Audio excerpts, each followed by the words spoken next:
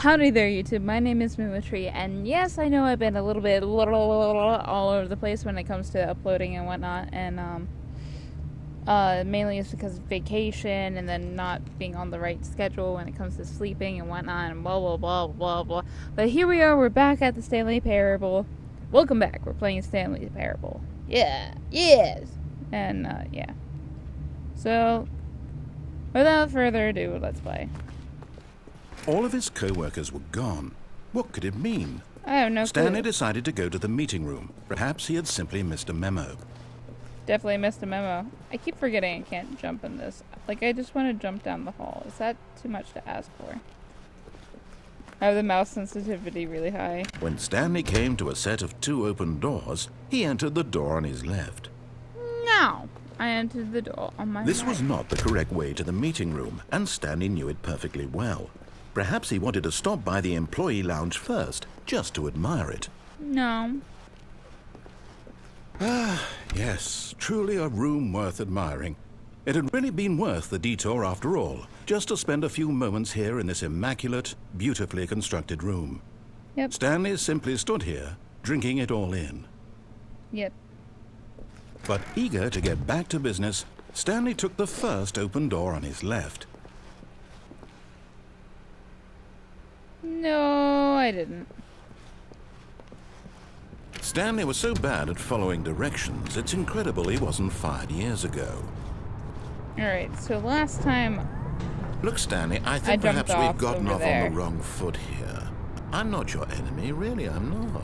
I realize that investing your trust in someone else can be difficult, but the fact is that the story has been about nothing but you all this time. There's someone you've been neglecting, Stanley. I've been neglecting Someone someone. you've forgotten about. Please, stop trying to make every decision by yourself. Now, I'm not asking for me, I'm asking for her.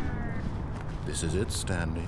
Your chance to redeem yourself, to put your work aside, to let her back into your life.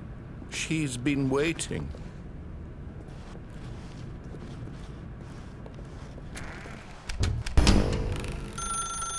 That's her, Stanley. You need to be the one to do this, to reach out to her. If you can truly place your faith in another, then pick up the phone.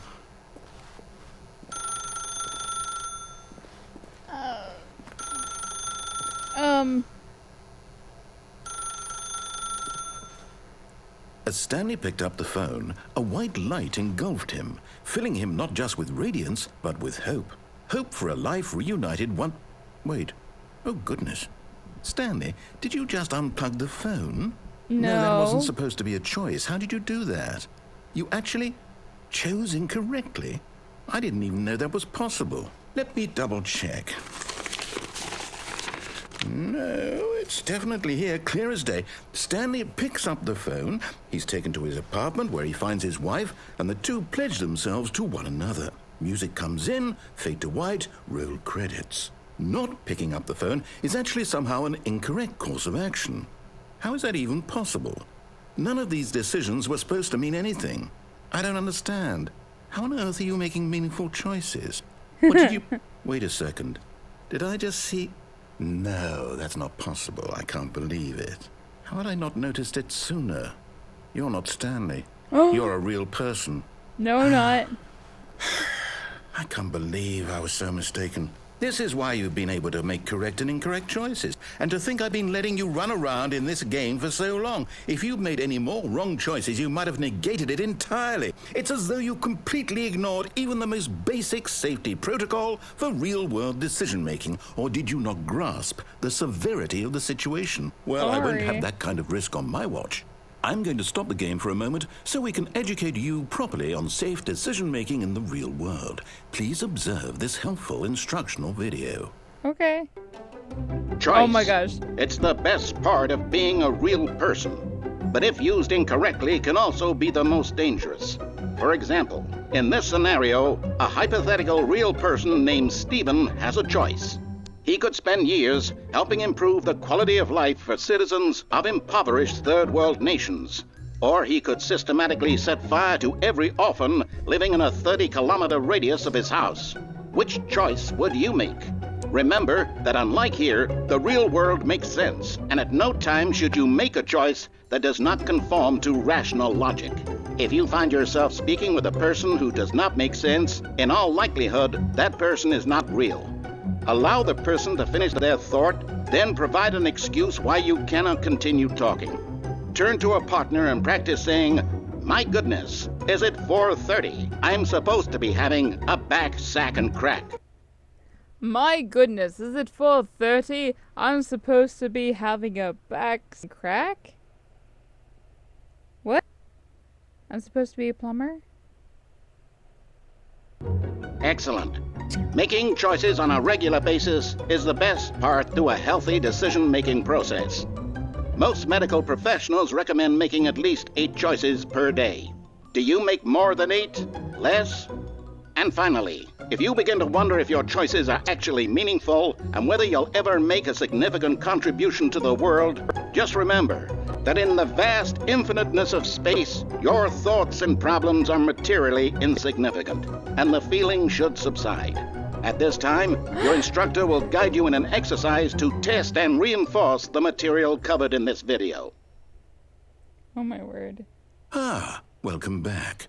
You may have noticed that this room has begun to deteriorate as a result of narrative contradiction. But not to worry. Now that you're properly informed on good decision-making, we're going to revisit a choice you made just a few minutes ago and see what the correct thing to do would have been. This way, please. I broke the game. I broke the game.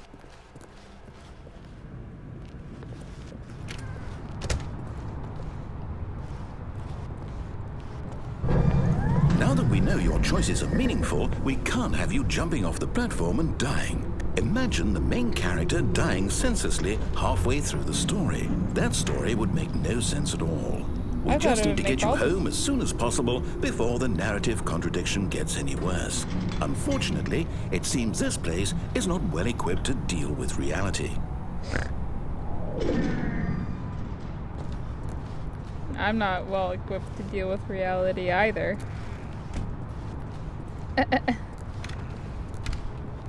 Alright. So I'm going back. Hey look, it's still alone. Almost there. You'll take the door on the left, back to the correct ending, the story will have resolution once again, and you'll be home free in the real world. Alright.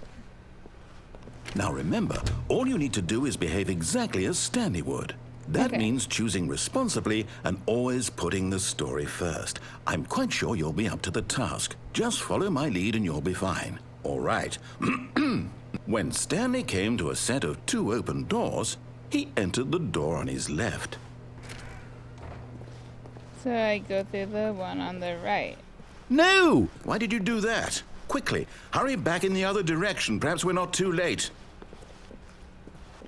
Alright.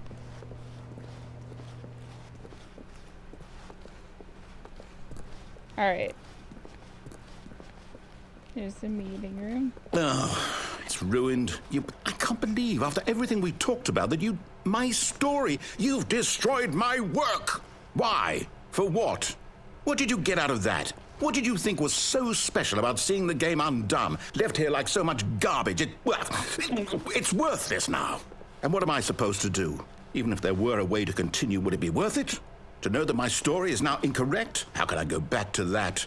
I can't erase that knowledge. I'll have to live with it forever, reliving its impossibility forever. I couldn't live that way. Is it better to shut the game down entirely? To willingly destroy all of my work? I don't know. What's the answer? What do I do? What do I do? What do I... No, I have to. I have to shut the game down. I have to. I have to. No.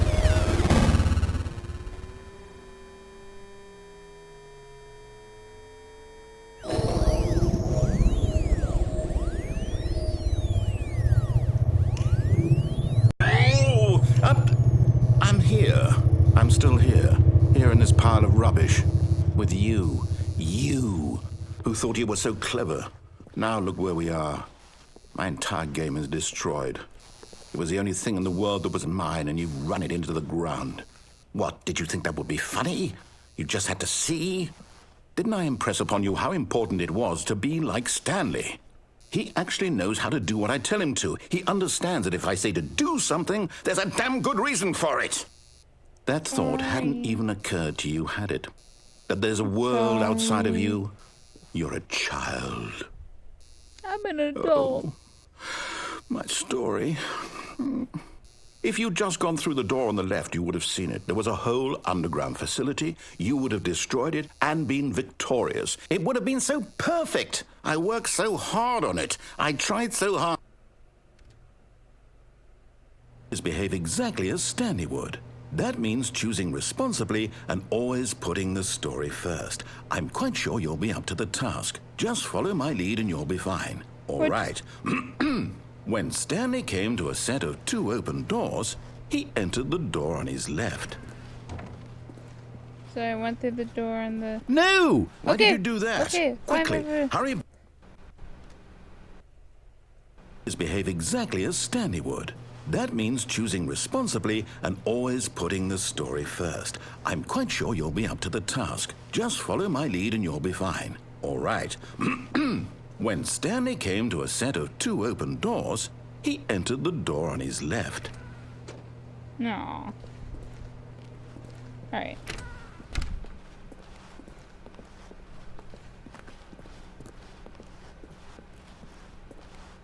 Yet there was not a single person here either. Feeling a wave of disbelief, Stanley decided to go up to his boss's office, hoping he might find an answer there.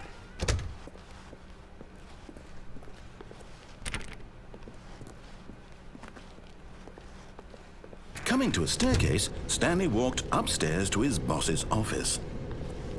Notice how none of the options are here anymore. Ooh. Son of a dick. Alright.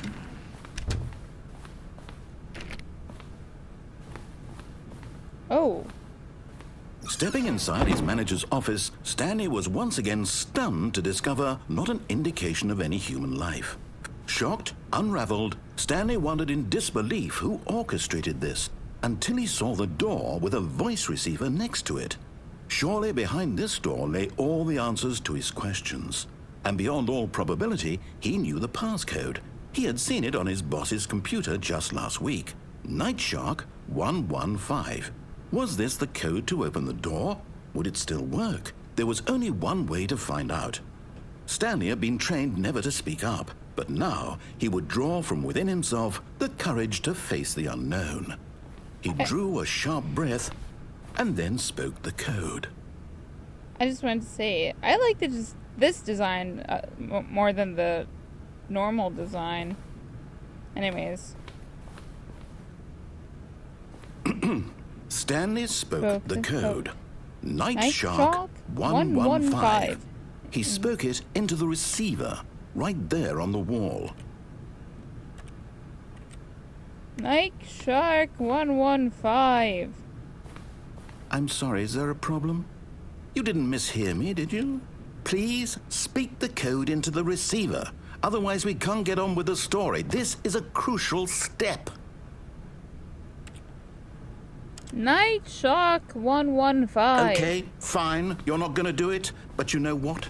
It's pretty humiliating to bring you this far, only for you to suddenly decide you have better things to do. I asked you for this one single thing, for your respect. The kind of respect Stanley shows for his choices. He knows what it means to take a story seriously. If you didn't want to see what I had to show you, then why did you come here? You had a choice, you know. You could have gone through the door on the right. You could have done whatever the hell you wanted over there. Why did you come this way? Speak. Say something to me. Explain yourself, you coward. When Stanley came to a set of 2 open doors, he entered the door on his left. This Stanley? is trippy. Hello? Are you... Is everything okay? Stanley, please. I need you to make a choice. I need you to walk through the door. Are you listening to me? What? Can you hear me? Is everything all right? Stanley, this is important. What? The story needs you. It needs you to make a decision. It cannot exist without you. Do you understand me? Whatever choice you make is just fine. What? They're both correct. You cannot be wrong here. We can work together. I'll accept whatever you do. I simply need you to take that step forward, please. Choose. Do something. Anything. This is more important than you can ever know. I need this. The story needs it. So, you hear me?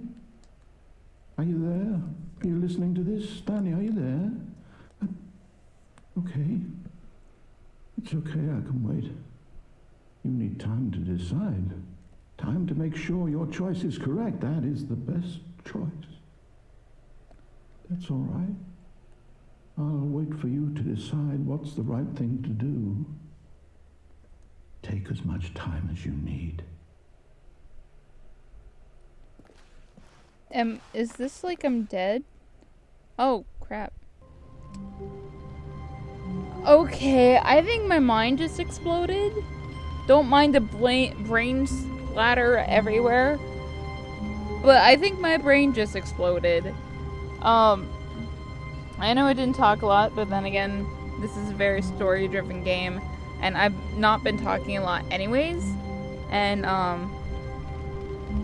I need to get back into the swing of things, and I think this is the right game to help me get back into the swing of things. I enjoy playing this game too. What is that ending? Like, I'm trying to think of it. Is it like an out-of-body experience? Or, because like, even if I'm not Stanley, I'm still being Stanley? I don't know. I'm gonna stop rambling. That was another episode of the Stanley Pebble? Really? Really, Mimo? That was another episode of the Stanley Parable. If you liked it, subscribe. If not, well, come back another time. See you in the next episode. I broke the game.